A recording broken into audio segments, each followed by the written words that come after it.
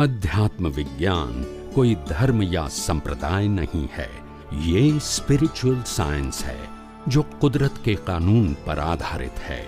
ये विज्ञान पूरे ब्रह्मांड के सभी रहस्यों को उजागर करता है और जीवन के सभी पहलुओं को समझने के लिए एक नई दृष्टि देता है।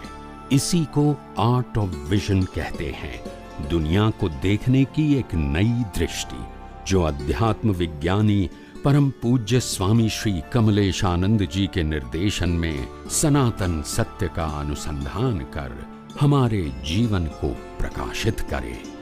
जय सच्चिदानंद। પ્રશ્ન એ હતો કે બોલો બોલો. આ આપણું કોઝલ બોડી એટલે કારણ શરીર કહેવાય ને, યસ યસ. તો ઇલેક્ટ્રિકલ બોડી ઈ શું છે?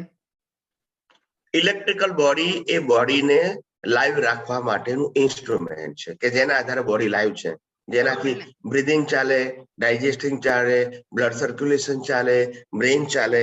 આ બધી ઇન્ટરનલ સિસ્ટમ માટે ઇલેક્ટ્રિકલ બોડી જોઈએ. આત્માની સાથે ઇલેક્ટ્રિકલ બોડી આત્માની સાથે કોઝલ બોડી જોઈએ અને જન્મની સાથે ઇલેક્ટ્રિકલ બોડી જોઈએ. નહીં, એટલે આ શટલ માંથી આત્મા શટલ માં જાય બરાબર, તો ત્યારે એની સાથે ઇલેક્ટ્રિકલ બોડી આ દેહ જ્યારે છોડે તો ઈ બાળી નાખે ઇલેક્ટ્રિકલ બોડી આ દેહનું હોય, ઇલેક્ટ્રિકલ અને ત્યાર બોડી પછી નવું ઇલેક્ટ્રિકલ બોડી. ઇલેક્ટ્રિકલ બોડીને કોઝ ઇફેક્ટ શબ્દ લાગુ પડતો નથી.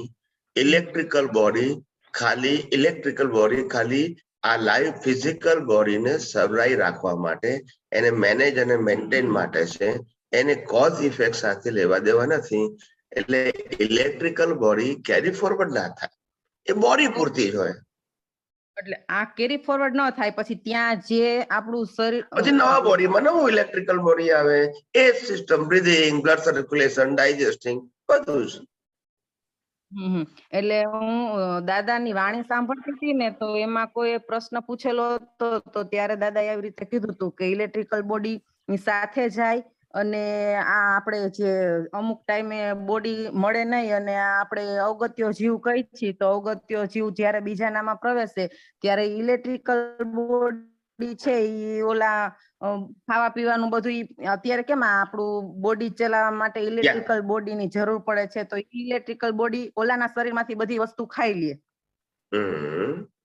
તો એટલે મીન્સ કે એટલે મને પ્રશ્ન ઈ થયો કે જો આ શરીર છોડી દઈ, આત્મા નીકળી જાય, તો ઇલેક્ટ્રિકલ બોડી આનું આ બોડીનું હોય ઈ બળી જાતું હોય આની સાથે, તો પછી એવી રીતે કેમ બીજા શરીરમાં પ્રવેશે, ત્યારે બીજું ઇલેક્ટ્રિકલ બોડી ઊભું થાય કે શું? ઈ કઈ સમજાણું નતું મને ત્યારે. હા, એટલે જો તમે જે એક્ઝામ્પલ આપ્યો ને એ ગતિનો નથી આપ્યો, અવગતિનો આપ્યો છે.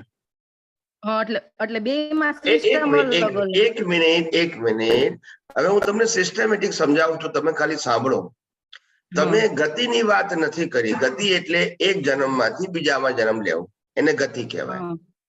બીજું અહીંયા આગળ એક જન્મમાંથી બીજો જન્મ નથી મળ્યો માટે એને અવગતિ કહે છે, એ ગતિ નથી. અવગતિના કારણે એને ઇલેક્ટ્રિકલ બોડી નથી મળતું, પણ એની અંદર રહેલું જે વાસનાનું ઇલેક્ટ્રિકલ બોડી છે, તીવ્ર વાસના. કેવી વાસના? તીવ્ર વાસના રહી ગઈ હોય અને બોડી એક્સપાયર થઈ જાય, એટલે વાસના એ convert as a electrical body.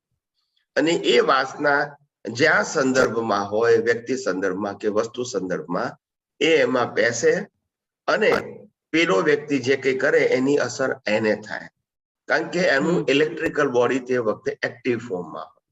એટલે બોડી પેલાનું હોય પણ ઇફેક્ટ આ ભોગવે. આનું કારણ શું છે? તો કે આનો પ્રભાવ છે. હવે આ પ્રભાવ કેમ છે એના ઉપર? તો કે છે એનું એ પ્રકારે ઋણાનુબંધ છે. આ રીબર્થ નથી. સાંભળજો મારી વાત. આ પણ રીબર્થ નથી. અવગતિઓ જીવ એ રીબર્થ નથી. આ ખાસ ધ્યાન રાખો. એમ નહીં, તો ઈ ટાઈમે બને કેવું કે આપણા કર્મ છે ઈ આ જન્મ પૂરતા, શ્વાસ પૂરા થઈ ગયા એટલે કર્મ પૂરા થઈ ગયા, બરાબર?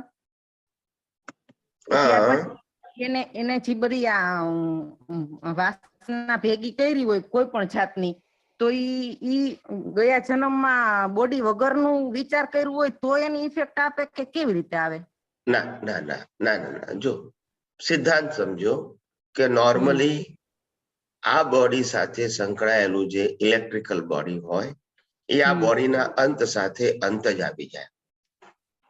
આ બોડીના હા, પણ એવી કેટલીક પ્રકારની તીવ્ર વાસના હોય કે જે બોડીની અંદર બોડીનો અંત આવે પણ એ વાસનાનો અંત નથી આવતો અને એ વાસના તીવ્ર હોય. તીવ્ર એટલે નોર્મલ નહીં, આપણે જેને કોઝ ઇફેક્ટ કહીએ છીએ એવું ના હોય.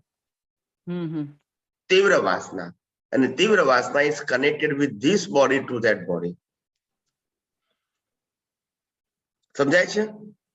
ના, છેલ્લે ન સમજાણું. આ બોડી બોડીનો શબ્દ છે, રીબર્થ નો પ્રશ્ન નથી. બરાબર. એટલે આ બોડીમાં રહેલી તીવ્ર વાસના છે, એ તીવ્ર વાસના પેલી બોડી દ્વારા ભોગવવી છે અને પણ એને ભોગવવાના સંજોગ ના મળ્યા અને એ પેલા એનું ડેથ થઈ ગયું. એક્સિડન્ટલી ડેથ કહેવાય. શું કહેવાય? નોર્મલ અવગતિઓ જીવ ત્યારે થાય કે એનો એક્સિડન્ટલી ડેથ હોય, નોર્મલ ડેથ ના હોય. બરાબર. સમજી ગયા મારી વાત? હા. એટલે એક્સિડન્ટલી ડેથ થવાથી એની જે તીવ્ર વાસના હતી એ બાકી રહી ગઈ અને બોડી તો મળી ગયું. એટલે એ જે વાસના વાળો જેટલો પીરિયડ છે એટલો પીરિયડ પૂરતું એનું લાઈફ બાકી રહ્યું. આજ લાઈફનો એક સેકન્ડ ભાગ થયો કહેવાય. સમજાય છે મને? નવું લાઈફ નથી મળ્યું હજુ. એટલે એની ઇફેક્ટ, એના કોઝ જેને નાખેલા છે એની ઇફેક્ટ બાકી હતી એટલે ઈ પૂરી કરશે. યસ, પણ આ ઇફેક્ટ પેલી બોડી સાથે હતી, આ બોડી વગર રહી. એટલે આ અવગતિઓ જીવ એ બીજામાં એટેચ થઈ જાય અને એમાંથી એનો ભોગવટો જે છે એ પૂરો કરી નાખે. એટલે પછી પાછો એનો રિબર્થ થઈ જાય. ત્યાર પછી એને ઇલેક્ટ્રિકલ બોડી અને નવું બોડી પણ સ્વતંત્ર મળે. ઓકે, એટલે દરેક બોન સાથે ઇલેક્ટ્રિકલ બોડીની સાથે નવું મળે. યસ. છેલ્લા શ્વાસ સુધી ઇલેક્ટ્રિકલ બોડી હોય જ. હા, બરાબર. એટલે આ વસ્તુ એક ડાઉટફુલ હતી. બરાબર. ઓકે. સરસ. જય સચ્ચિદાનંદ.